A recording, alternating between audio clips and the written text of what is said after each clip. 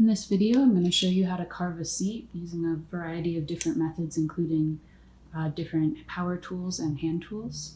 The first thing that I've done though was to glue up all of my stock here. I have about 1 3/4 inches thick, so I have plenty of room to work with to make a deep sculptural seat and not risk compromising the structural integrity of the wood. And you can see I have kind of scribed my final center profile here on the edge, as well as the end grain.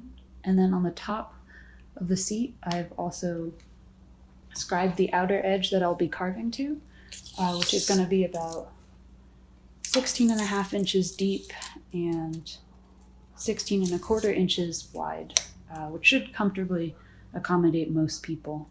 I threw up a few other curves here that are just offset from the outer parameter of the seat, and I'll be using these as depth gauges. So I could either take a router and I could run it along these lines here at a prescribed depth, which I've scribed here. Or a safer way is going to be just to take this to the drill press and drill a bunch of reference holes, all at specific depths. So I've created 2 templates for myself. The first is the cross section of the deepest part of the seat here. So as I carve down to the bottom of my reference holes, I'll also be able to drop this template in here to check on my progress. This is going to be pretty similar to a turning template, except that this is a positive shape instead of a negative shape.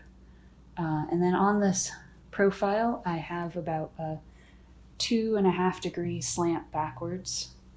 And then on the end profile here, I have about a 3/4 deep scoop in the center, ending in 1/4 deep on either side.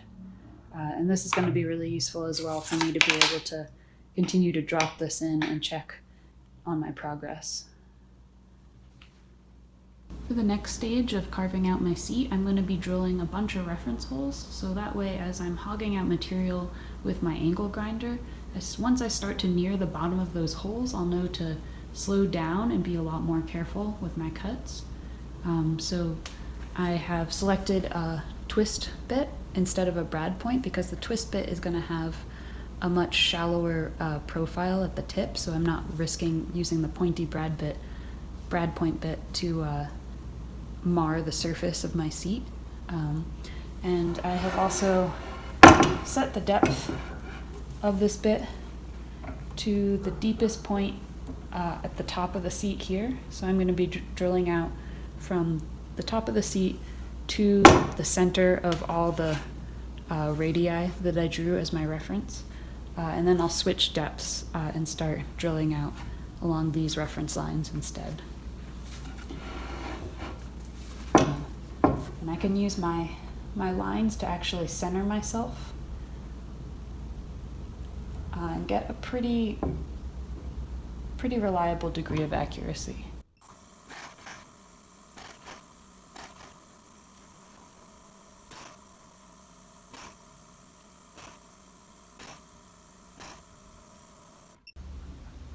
So I've decided to add a few more reference points. So I drew lines from my center line here down to my reference line on the side, and I'm going to be drilling to these specific depths on each of these lines here.